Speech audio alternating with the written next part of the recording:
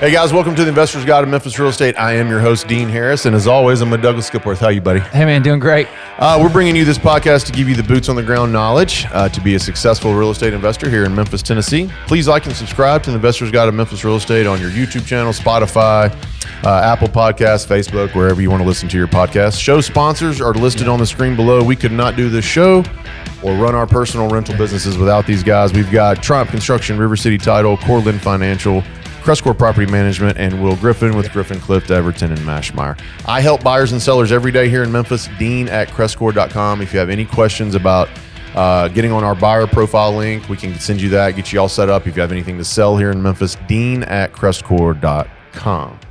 What's up, man? Hey man, doing great. Yeah. Hanging in there? Yes, sir. Summer's here. It's getting hot. Yeah. The humidity, it's warm.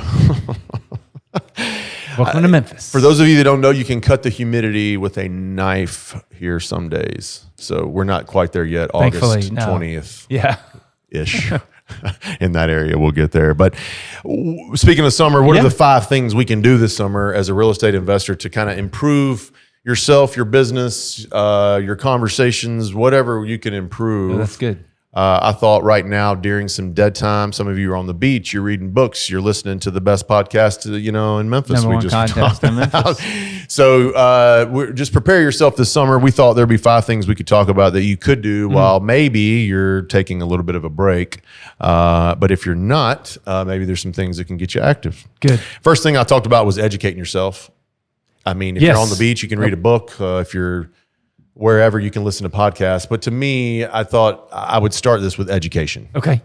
I know you're an avid book reader. Yeah. The books I read, Grant Cardone's taking a lot of heat. That's when it pops up, nerd.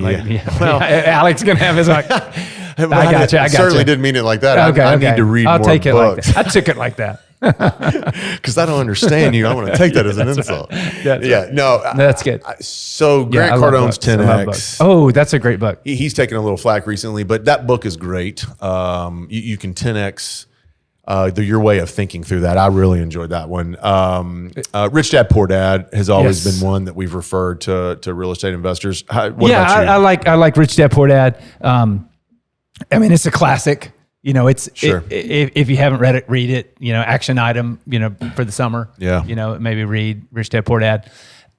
Chapter 3 is like keep your day job and mind your own business. Yeah. So that's what I tell people all the time. It's like if you've got a W-2 and can do real estate investing on the side, do it. Yeah. That is a great way. So that whole book is just a classic. And then I also really like kind of side by side with that is The Millionaire Real Estate Investor by Gary Keller. Yeah. And so just the whole concept of laying out real estate investing, of how you think like a real estate investor, how you start buying real estate, then kind of, they call it owning it, and then receiving the income from it. So it's kind of a progression to be a millionaire real estate investor, millionaire quotes, make it whatever you want it to be. Millionaire is a relative term. Whatever makes you free, whatever gives you what you're looking for. That's exactly right. And listen to Grant Cardone and he'll tell you it's not $1 million anymore.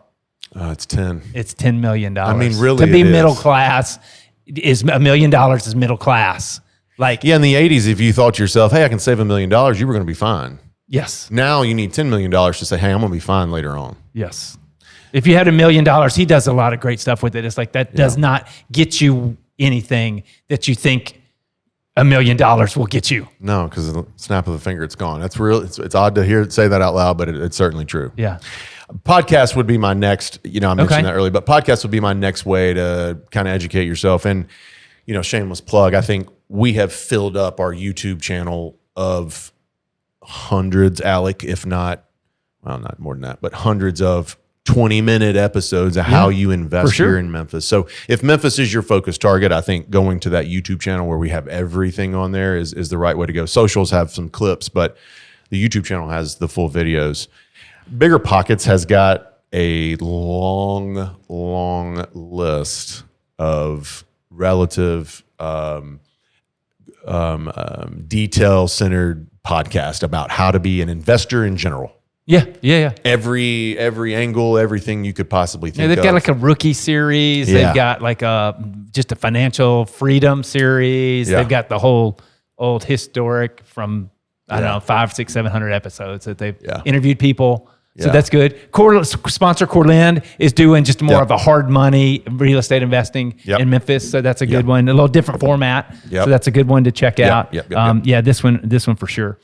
Next on my list, after you can kind of run through your podcast, look at as many investment opportunities as you can. This to me, when I first started, was the most important thing that I did as a new investor. I mean, maybe, and it still might be today, that one of the most important things that I do on a daily basis. I actually probably do this way more now that I'm thinking about it than I realize. But looking at as many options as I could look at early on really taught me not only what I wanted to buy and what I wanted to sell, but it just taught me what I don't want. Yeah. So, you might think you're running all these numbers and you're running all these houses and you're doing your diligence on them or whatever. And it's like, man, I want to really find it hard to make this deal work. I would still encourage you to go through it and try to work it. It's practice, it's repetition.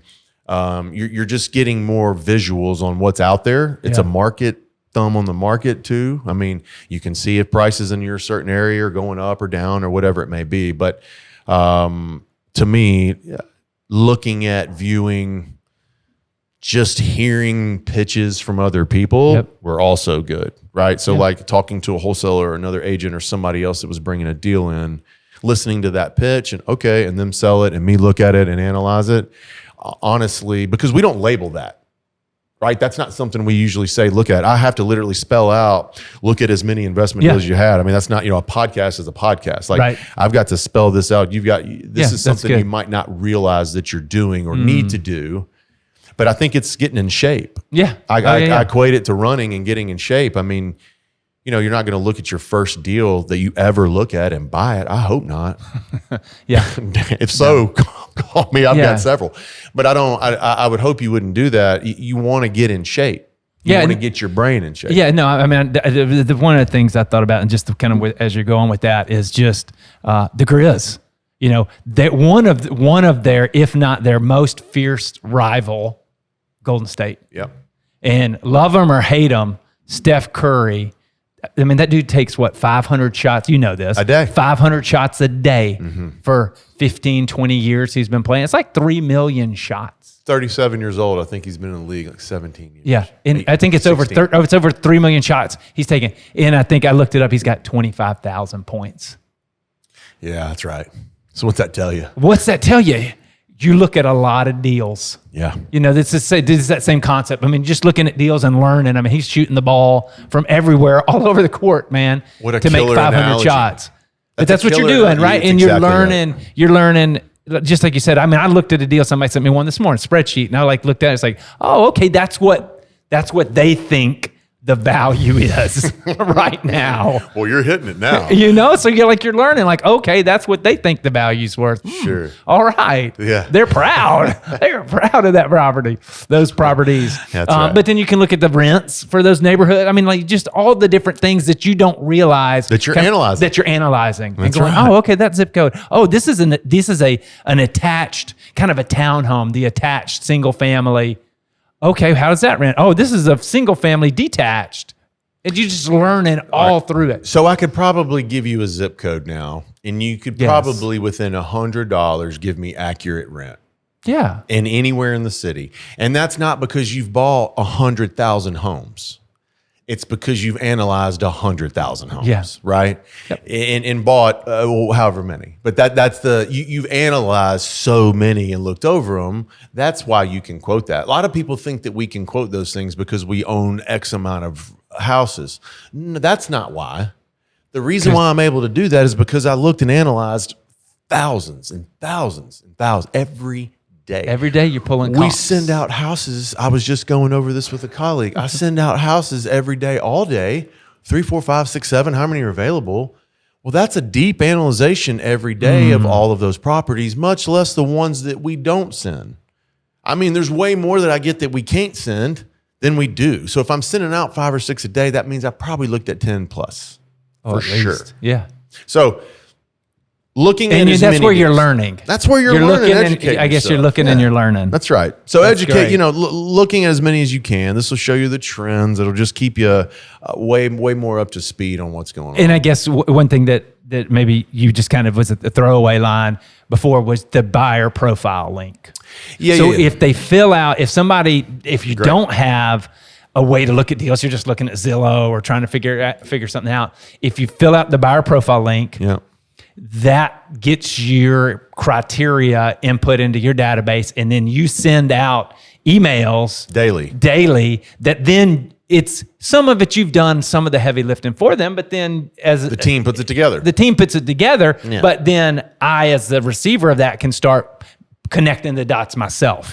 Whether it's rents, whether it's location, whether it's rehab estimates, whether it's photos. Which we provide all of it. Yes. Yeah, no, it's insurance, the buyer taxes, link. Yeah. all the things you put in there that you can connect all these data points so that you have a better way to make decisions. Excellent point. So with that, speaking of number 3 there, what I said, look at as many opportunities as you can. Dean@CrestCore.com, and I'll send you that buyer link. And you can jump right on that and start looking. That's great. I think that's that's an action item for the viewer. Right. Do that. If you're not on the buyer profile, let's get it, and then you can complete number 3. Yes, that's right. Talking today about what are the 5 things you can do this summer to be a better real estate investor. Number 4, this is simple. I like to do this once a month, if not maybe a little more. But call your lenders, call your bankers. Okay, just call them. I mean, out of the blue. Hey, what's going on this summer? Any programs? Anything that you guys got going? I'm getting ready to buy, or I'm slowing down, or whatever it may be. Call the bankers, any lenders that you've got, touch base, and have a plan for Q3 and Q4. Because if you're planning to be active, then I think you need, you're sitting on the beach right now, you're not working or whatever, whatever this podcast catch you get yourself ready for Q3 and Q4. I think we're going to see some shakeup in the market. I think we're going to see some interest rate drops. People don't. I do.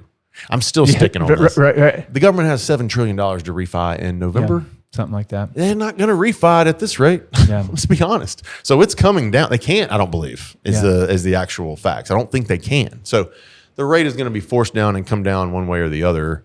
So prepare yourself for what's coming up. So call your lenders and bankers and just get I think to your point, kind of another action item, call your lender. Yeah. Call your banker.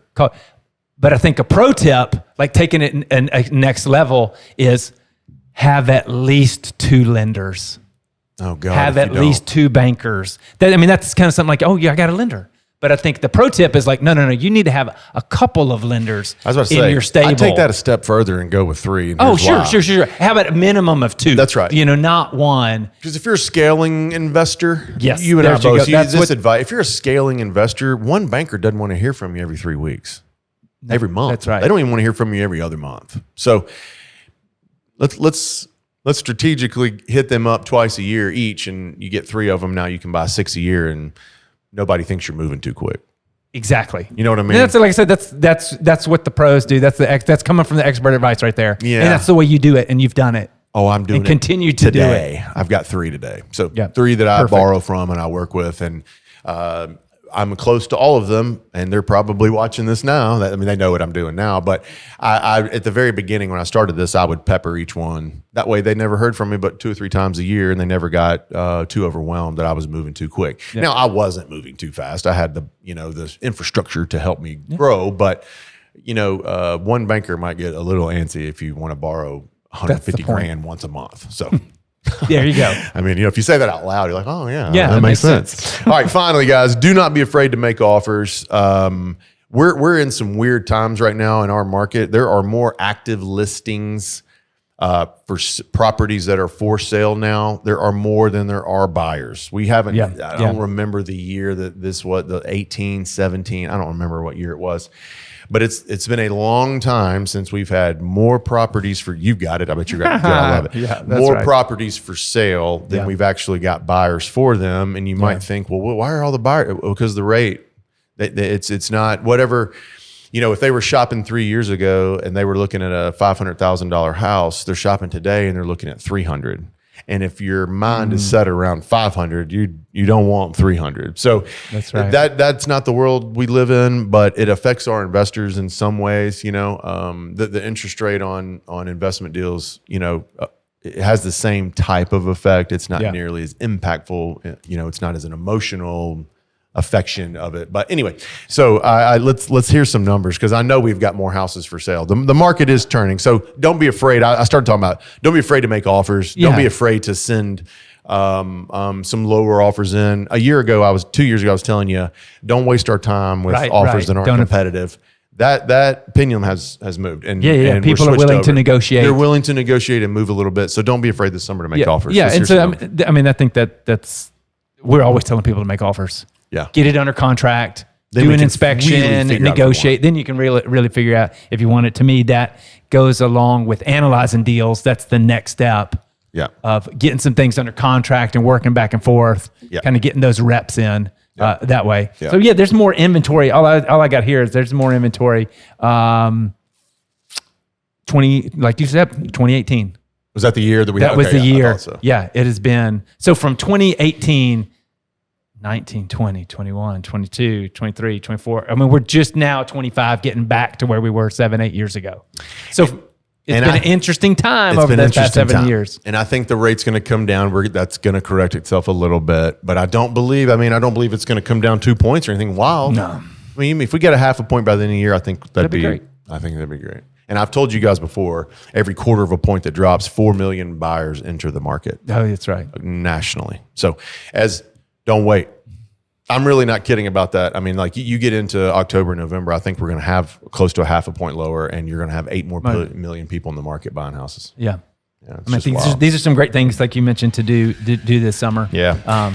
As you're on the beach or taking vacations or whatever, educate yourself, listen to some podcasts, look at as many deals as you can, call your lenders and bankers, and don't be afraid to sling offers out there. I mean, that's what we do all day long. So happy to help you. Dean at CrestCore.com if you have any questions. You got anything else? Great. Guys, thanks for listening. We'll see you next time.